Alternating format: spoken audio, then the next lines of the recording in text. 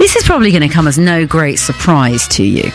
We are saving less money. A study out today reveals squeeze savers are putting £13 a month less aside than a year ago, while growing numbers of people are saving nothing at all. Have you given up saving? Let's turn to Simon Rose. Simon is from the campaign group Save Our Savers. Simon, good to have you on the programme. Every time I speak to you, you're a tiny bit more angry with the government. And I've noticed this over the months and years.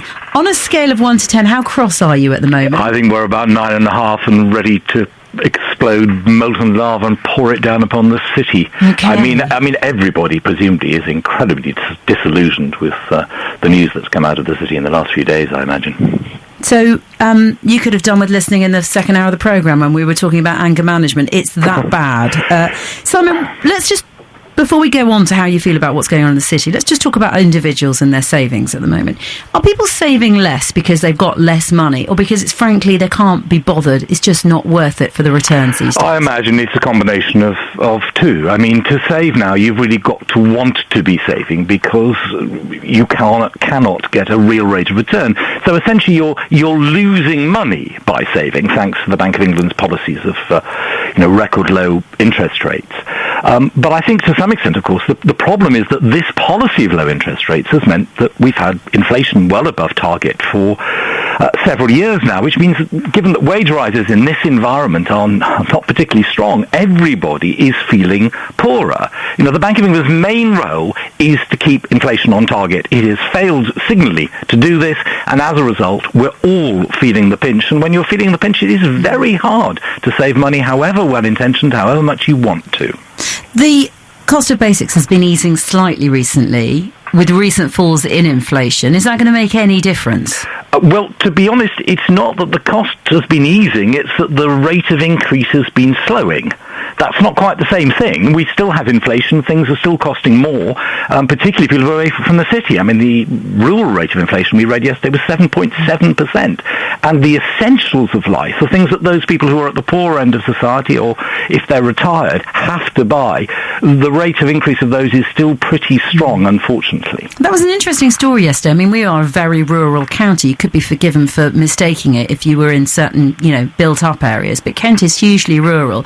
Just talk me through that, the rural rate of inflation. What was that story all about? I think it was the NS Farmers Mutual had done something, because they were feeling, as many people do, that the real indices that measure inflation don't really seem to equate to how people are feeling. And certainly if you're out in the country, well, you've got expenses you might not have elsewhere. You might have to drive to the shops, for instance. You obviously can't just pop out on your bike and get something instantly. A lot of people are more dependent on stuff like heating oil, for instance, which is incredibly expensive. It's simply the fact that you are more remote, that you may be some way from a supermarket. And of course, in these indices, the retail price index and the consumer price index, somehow it always seems to have a great proportion of stuff that goes down in price. It's very important that they put in things like iPads and stuff like that. But as somebody attacking one of the American bankers recently said at a meeting, you can't eat iPads. That's a very good point. So it's over 7%, the rural rate of inflation, which is interesting and very striking for us in this county.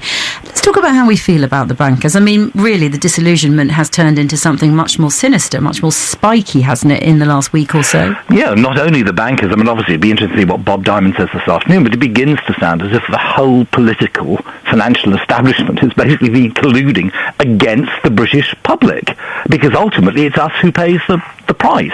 I was angry enough anyway that the people who didn't see the crisis coming and who got us into this mess are still by and large in charge and still refusing to change their minds about what they're doing. But now the idea that banks have been manipulating the interest rate with the collusion possibly of politicians and the Bank of England and indeed the regulators, well, you just have to wonder really what's going on. I think if this was another country and we weren't quite so phlegmatic, we'd probably be rolling out the tumbrils and starting to guillotine these people. Okay, that's quite extreme. What sort of inquiry would you like to see? To be honest, I don't want to see an inquiry, because as far as I want to chop all their heads off? Inquiries go on forever. They cost a fortune. When was the last inquiry we actually felt at the end, oh, that's wonderful, something really is going to be done now? What I want to see is people who have broken the law being imprisoned.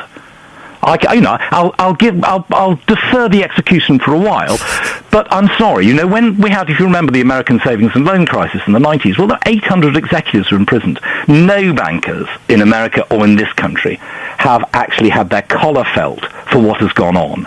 Now, we can never hold politicians to account, even though they were very liable as well. But I'm sorry, but if somebody has actually been committing fraud, then something needs to happen. The old adage, if you rob a bank, then you go to jail. But if they rob you, then what happens? They just get an even bigger bonus.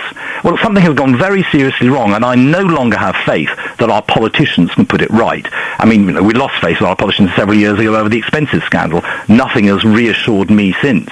And all of this, unfortunately, masks the underlying problem that we are massively in debt because we are not saving.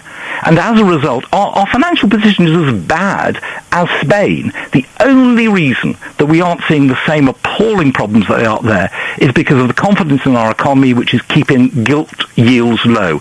The moment that foreigners look at our country and think, hang on a second, maybe this UK economy is not as sound as George Osborne has said, the moment they start pulling their money out, interest rates will soar and we will be in appalling position. You talk about that as though it's only a question of time. Is it an if or a when? Oh, no, it's a question of time. It's a question of when it happens. I'm afraid we are either heading for default or hyperinflation or possibly, if we're lucky, stagflation of the sort that kept the Japanese economy completely becalmed for 2 decades. There is no way out, and there is nobody in Parliament, with the exception of 1 or 2 MPs, people like Steve Baker, nobody seems to be aware of the position. They quarrel amongst themselves about whether we should be having austerity or growth. It's a completely asinine argument when we are just heading towards the cliff. It's as if 2 people are wrenching at the steering wheel, but they're not actually turning us away from the precipice. As individuals, is there anything we can do to protect ourselves? What should we do with the limited resources we have? Well, it is difficult. I mean, I certainly do think that one ought to be saving. You ought to be trying to reduce your debt if you can. If you are disillusioned with the banks, well, consider some of the alternatives. There are a few building societies, for instance, which are mutual organisations, some of whom, like the Nationwide, for instance, the Leeds and Arch and Peterborough, they offer current accounts, so you wouldn't really notice any difference. Many savers are going to peer-to-peer groups, where they put savers and borrowers together, and you get a better rate. Though you need to be aware that they are not regulated and there's no compensation scheme. To date, touch wood, that they've been perfectly fine. The main 3 big ones have their own association. So there are some things you can do. The other thing I suppose you can do, I should try and encourage people to join Save Our Savers, so that at least the voice of the people who are thrifty and actually do want to leave an economy for our children, our children's children, that is not appallingly mired in debt, at least we'll all have a voice and be able to talk together. Simon, thank you so much for your time this morning.